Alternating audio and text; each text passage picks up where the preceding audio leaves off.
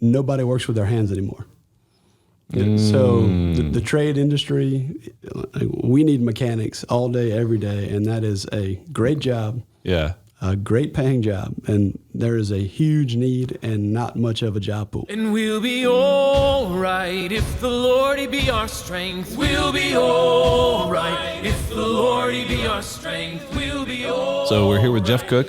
Thank you for coming, Jeff. Yes, sir. We're hanging out and we're talking about all things cars, right? Yep. Okay, so Jeff. Sterling Automotive. Sterling Auto. Jeff, you are what is your title exactly? Everything? Catch all? I do all the things. Yep. Sales director is my title. Okay. Pick up some trash here and there, detail some cars. Whatever the next thing is to do. Right. But it's not, so like Sterling, you and I were talking a little bit before the show actually started. So Sterling started as like one dealership, 15 years ago? 16 years ago. 16 years ago. And now it's how many? Well, soon to be 15. 15 News dealerships. today. Dang. Yeah. Okay. So, and you're the sales director over all of those. That's correct. So you're responsible for how many people? About 250. Dang. Maybe almost 300. Are you the complaint department for 250 people? A little bit.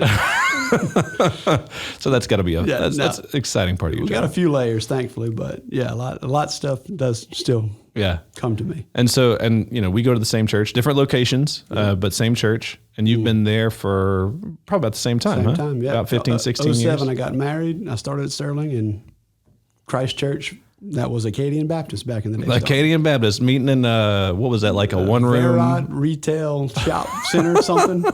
And I remember hearing the story, somebody told me it was called Acadian Baptist because that was what was on the sign. Yep. That's just what was left there. All right, guys, we don't have the money to change it. We're moving in. This is the name of the church. Right next to Quiznos. Well, you had nowhere to go to lunch after church, so that must have been nice. Yep. So you've been working there for 16 years. Before you got into this role, what were you doing beforehand?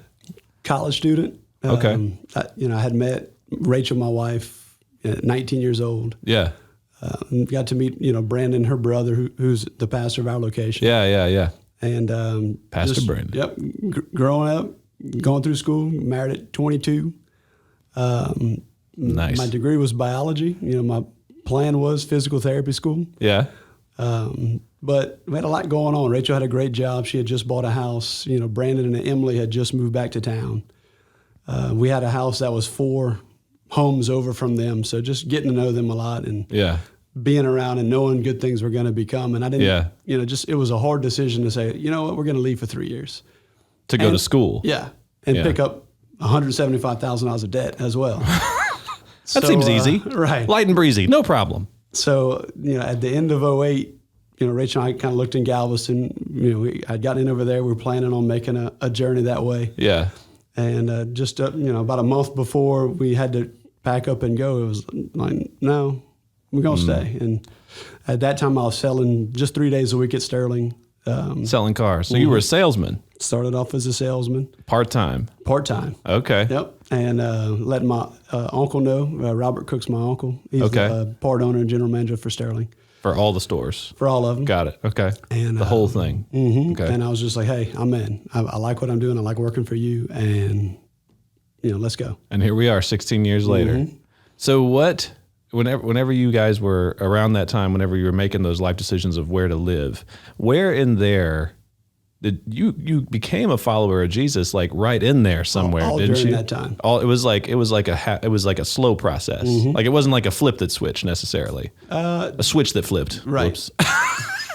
No, I mean it was ongoing conversations. Yeah. I'm thankful that Rachel was just, hey, you're smart enough. Open your Bible. Quit being stupid and just open your Bible. And so started reading the book of John. Okay. And that really started me on a path that took me away from the Catholic Church and, a lot of family drama in between there. So that was the hardest part was, making that jump. Reading the Bible for yourself. That's really what started. Yeah.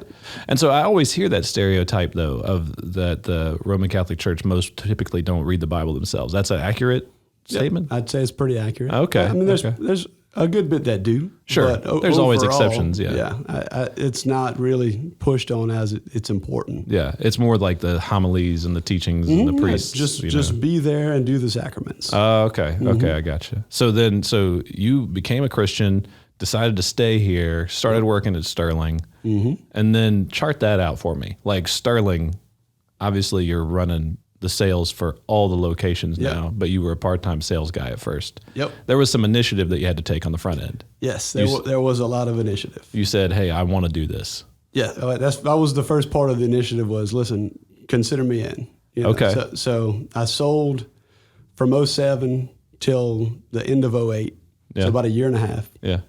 And then a couple opportunities came up with different lenders that nobody wanted to care to learn.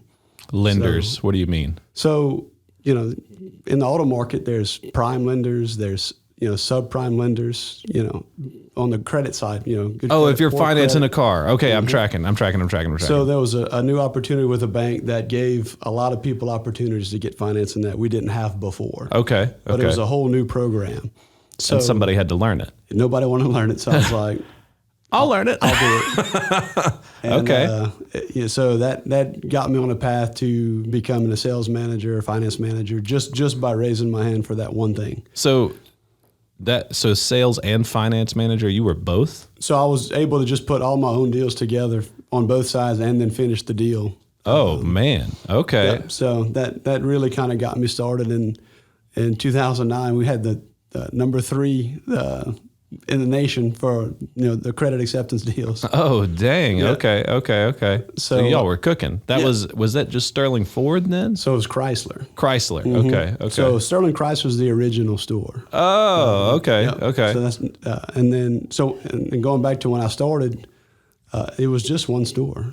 So in 07 they acquired Kia and Hyundai, Okay. and so we had one in Opelousas, one in Lafayette, and then it just kept going to the GMC store in Opelousas, and then the Ford store in Opelousas. And now you got that massive Kia store in Lafayette. I mean, that thing's a monster.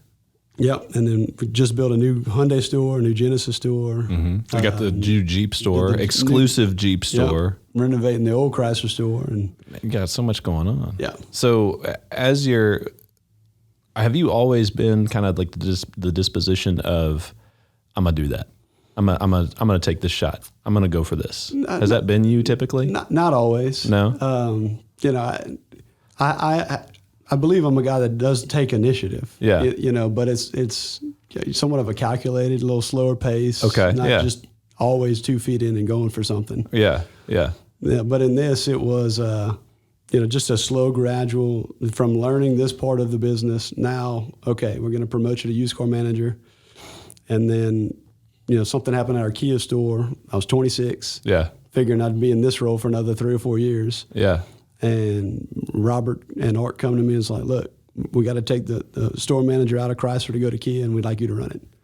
Okay. I was like, okay. And I'm a 26-year-old kid that doesn't know a whole lot. Hope we're going to figure this out. And I got salesmen I'm calling Mr. Kenny and Mr. Ellis, and I'm the guy running the show. Okay. So I bet you that was hard. Yeah. To be able to figure that dynamic out between you and these guys who've been there for longer than you. Yep. Or at least were older than you in the industry. How did you navigate something like that?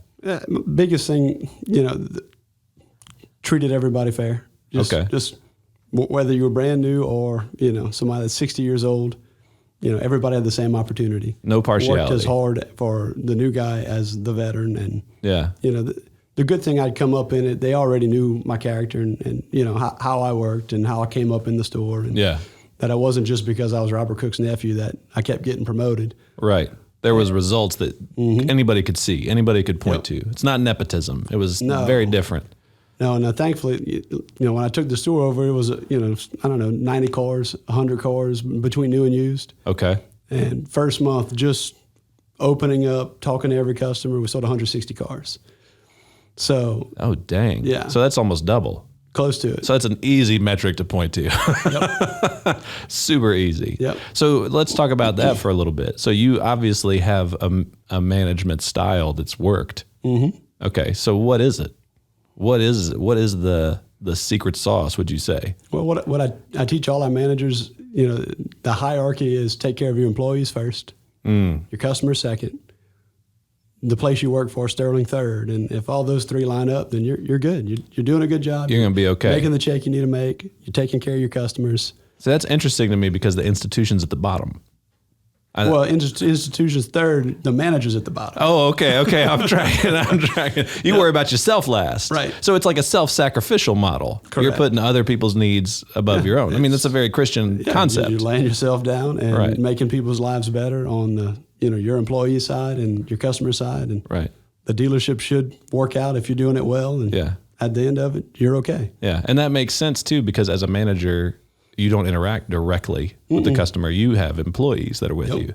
And so you want to take care of them first. Right. If they're not motivated, they're not doing their job well, then everything breaks down. And a manager as a manager, now correct me if I'm wrong here, as a manager, part of the large piece of what you do is, like we joked about before, the complaint department for the employees. You hear everybody, the scuttlebutt that's going on. You hear the issues. You deal with them. Yep. Yeah. So I'll make you laugh with this one. So 26, 27 years old, new to a lot of it. Yeah. Managing a sales staff of 12 people, 2 finance managers, and the store's doing well and everything's okay, and I'm miserable. And my wife's like, "What is wrong with you?" Like everything looks successful and you're just like strung out. And because I was trying to make everybody happy. And I learned that's not my job. It's not possible. I can't make people happy. Right. And kind of the mantra that I've taken is we give people a chance to flourish. And it's their job to make that opportunity work. But good work environment. Right. A fair place. Everybody's treated the same. And customers, want to come back to that. Right. Do you, in that vein, like whenever you say make people happy, how does your temptation was to try and make everybody happy all the time? Do you find that means that you're saying yes to everybody, or how does that manifest itself? Fixing their personal lives. Okay. Like just trying to be, the guy that tries to fix everything.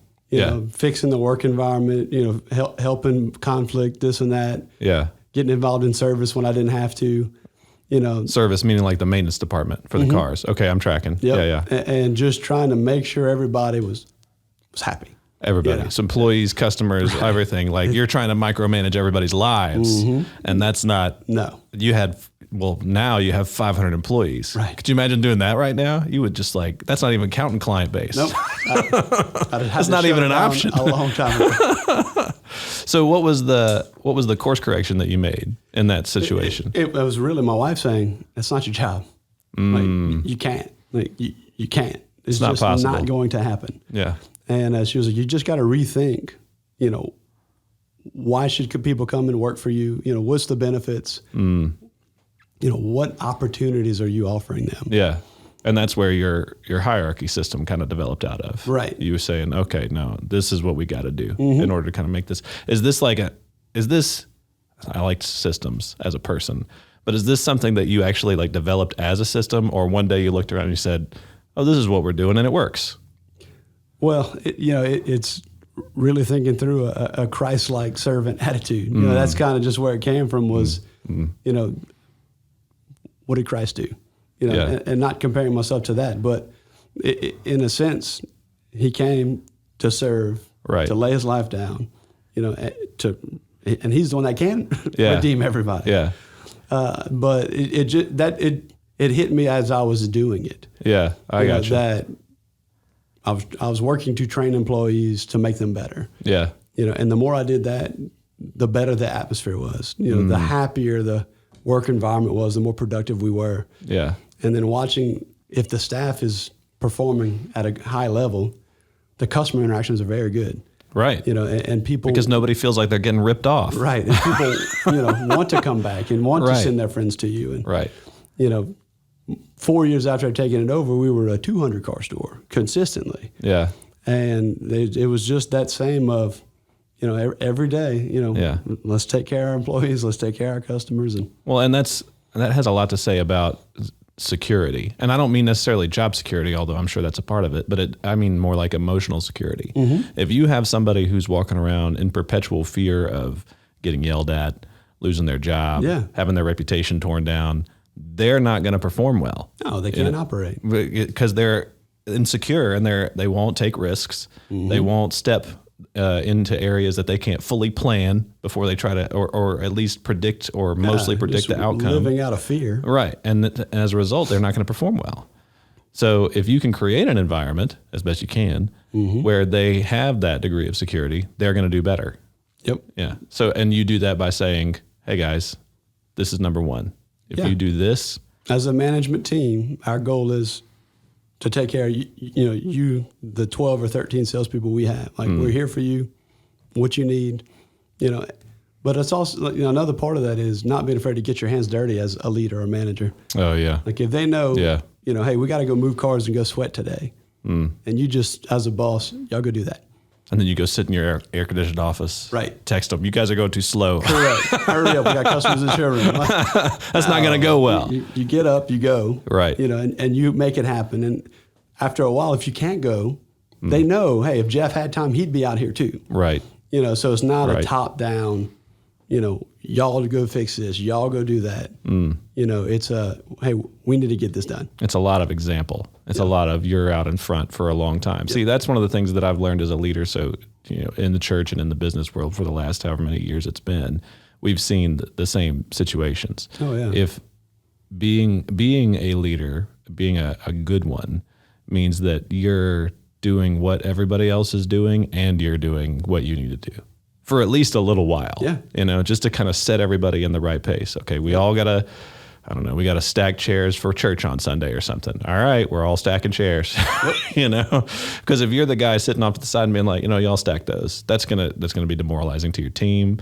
They're going to question your authenticity. All those problems are going to come. So you have to get in the trenches with them as much as you possibly can. Right. And like you said, initially, for a season, eventually it's going to get to the spot where, hey guys, we all agree we're on the same team now. Yep.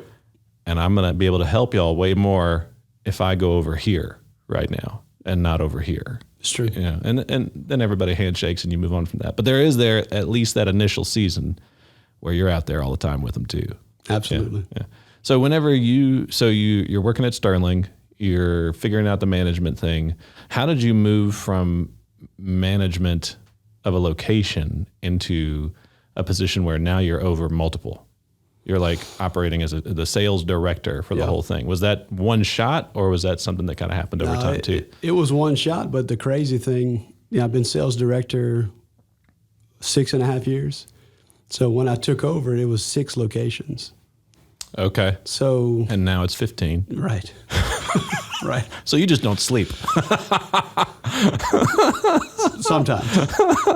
No, so the jump really was, I took over the Chrysler store in 2010-ish. Okay. And just did my job well. Yeah. The store, the numbers moved. Yeah. I had very little turnover, which was a big part of our success too. But because they wanted to be there. Right. know? Right. And because they'd already been to the other stores, right. Not necessarily with you guys, but somewhere else. Places. They had worked at the other shops, and they said, this seems better.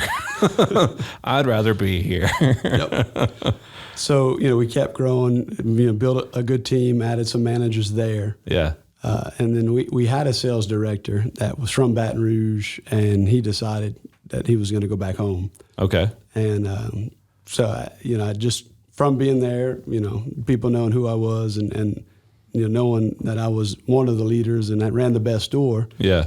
It was a natural fit. Natural move. For Art and Robert to, hey, we need you. It's yours if you want it. Yeah. And that's the funny thing. I've never asked to be promoted. It just was the natural fit of, okay, you're up. Yeah. Okay. And that's kind of what I also try to preach to our managers and our people is like, listen, even if you don't think somebody's watching you and you don't think you're going to get any credit for it, just do it. Like, do what's right. Yeah, that's right. And it gets noticed at some point. Right. Right. And we've grown Sterling, I think we've internally promoted 25, 26 people now in about 5 years. And that's just what you keep preaching is, hey, listen, just continue to do the small things right. If you just hang out and put your head down and do the stuff that needs to be done, you can have a career here. Yeah. And do very well. Yeah. No kidding. That's awesome. So you move into that position. What is it like going from 6 stores to 15? I'll tell you one funny story before that. So, my predecessor that was in the role, he did a very good job, and he brought a lot of structure that we were missing. Yeah. And so he spent about 3 weeks with me as he was leaving, and I was like, okay, give me your itinerary, give me an idea of, where do I need to focus on? What do I need to do? And he was just like, I don't know. He was like, you're going to do it different than me. Like, you have strength. These people know you. They respect you. Like, play to that strength. And I was like, okay, I need more direction than that. Give me a weekly schedule. I wanted a routine here. So where's the routine? That's right. So, if X means this, then we do this. Where's that button at? Correct. You didn't get it. None. But see, that's real leadership, though. It is. Like real leadership roles, real top executive leadership, pastoral, whatever you want to call it. There's not a playbook. No, it's not going to work that way. Part. Yeah, like if there's not, and the guys who want to sell you a methodology for such roles, no, that's dangerous. No, there's some general principles that apply, and that's it. Besides that, no, there's not going to be a one size fits all. Everybody's different. Our culture, just even in Southwest Louisiana, we are so different culturally than the rest of the country. Yep, and we don't notice it because we swim in it. It's just the air we breathe. Right. We're just like, but the laissez-les bon temps roulé culture, like the lagniappe culture, the stuff that's just in us without us realizing it, is pertinent everywhere you go. Like it's a wild difference in the world. And so those principles won't apply successfully into a completely different region, a completely different type of people. It's just not how our people operate. Right. So what was one of the hardest lessons you learned whenever you took that role? Well, so the tough part about sales directors, you got, 2 guys that have been successful and, see it one way, but aren't connected to the people as much. Yeah. And you're here on the ground level with them, and just to bridge the gap between those two. Okay. It has been, and it continues to be, my biggest challenge. So you lean heavily, I bet, then on your general managers or on your sales managers and finance managers and stuff like that at the stores. Yeah. So our structure kind of is general sales managers run the stores. We have sales managers that would kind of be their number 2, and then used car managers. Okay. So I was trying to, over the years, trying to develop everybody. Yeah. And as we kept growing, it's not possible. Just you get so watered down. Right. So, I made a transition to just the general sales managers, giving them the training and principles, and because there's a lot that goes into it besides just selling cars. Right. Dumping into them with the hopes that then they would turn around and do the same thing. Teach and train the ones coming up behind them. Right. And some have done a really good job of it. Some are okay, and some of it's just not on their radar. Right. Well, let's say that we got somebody who's listening to this and they're trying to because there's a lot of different pieces about your story, right? So there was all right, we're going to roll the dice and stay here and invest our time here. All right, I'm going to take the initiative to say, hey, I'm ready to do this if you are. And then from there, just being faithful in the everyday is what it sounds like to me. That's it. And that's been the trajectory over time. And this is what we're doing. Yep. And that's another important principle that I think should be teased out a little bit for everybody. Is that if you just devote the time, you will be successful. Yes. I mean, unless you are lazy. Do you know what I mean? Then obviously you won't. You'll get fired. If you stay and work hard. That's right. But and do it well and principled, it's going to work out. That's a biblical principle. Yeah. If what you sow, you will reap. Yep. And if you're faithful in the little things, you will be blessed with more. That's simple principles. Yep. But I think that we should think through that more. And because I know that we were talking about this again before the show started, that we've seen lately people jump careers 2 years, 3 years, 6 months, 5 years. I've had some resumes come across my desk where this guy's got a new gig every 8 months or so, he's had 3 jobs this year. Right. And so that says a lot to an employer of, all right, well, I know you're not planning on hanging out for a long term. That's one we normally just bypass. That's right. You're like, get to meet anybody. We're putting this off to the side. But I think it says a lot to our current culture that that's what we see. But one of the practices that we've got to remember is if we can just do the job and do it faithfully, the pay raise comes. Yep. The opportunities come. Sometimes you do it for less. Yeah. To start. Yeah. It's like every entrepreneur on the planet. We were talking to Blake and Daniel a couple of weeks ago, and they're like, yeah, we worked for free for 4 years. Yeah, and look at those guys now. And they're hustling, like that. Never seen two bigger hustlers. And they make it work. Right. I think that's an important thing for us to keep in the front of our minds. If you just stay at it and do what you're supposed to do, if you sow well, you will reap well. It takes time. But and over the years, like I've had job opportunities, throughout the South and other dealerships, but it always involved moving. Right. And I don't believe God called us to be anywhere else. Rachel always picks on me like, what if we could go here? We just went to Yellowstone. She was like, Jeff. I mean, for real. They actually have seasons here. It's not just summer. But wait till January, though. That's right. We're not made for 4 feet of snow continuously. My wife has always told me that. She was born and bred down here. She has always told me if we move anywhere that's cold, I'm out. She's not down with that. No. But being able to impart that to your people and to like your kids. Yeah. Hey, this is our place. Yep. These are our people. This is where we are. That's my hope and dream too. My family, our church, our school. Like, if we could just commit to, let's all do something well. Right. All find a lane. Amen. To put some Christian work ethic into whatever you're doing. Like, right. It'd be amazing. That'd be game changer for our kids. Imagine what 3 generations. I know, great grandkids. That's exactly what I was about to say. Imagine what our great grandkids would look like. We'd be like a little town. Yeah. By that point, with all kind of cool stuff. Like now we're just piecing things together. That's right. Generation 1, but there's opportunity. So, all right. One of the things that I like to do is say, okay, so we've got all kinds of people listening to this type of format, but some of them are going to be younger guys that are getting started, that are looking for the next thing, the next piece of advice, the next nugget. If you could give a piece of advice to a young fella who's trying to make his way, just getting started, what would it be? Well, I'll say on a practical job market, nobody works with their hands anymore.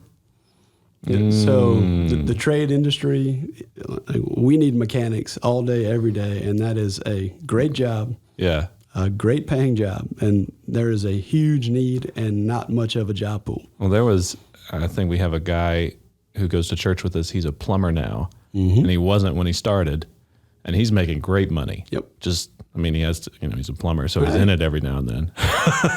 But he's doing very well. And it's because it's a trade that not many want to do. Correct. That we're losing more and more of. It's a huge need. Yeah. People are used to. There's always going to be a need. Is there air conditioning? Am I in the AC while we're working? All that stuff. Yeah. Yep. I see that. So you'd say consider a trade. Yep. Right away. Yes. If that's your skill set and that's something that you can gravitate to, definitely. Yeah. Anything else? Yeah. Well, you said it earlier. It's just being faithful day after day. If you're a young man, go find a wife. Amen. Right. Have kids early. And then baptize them.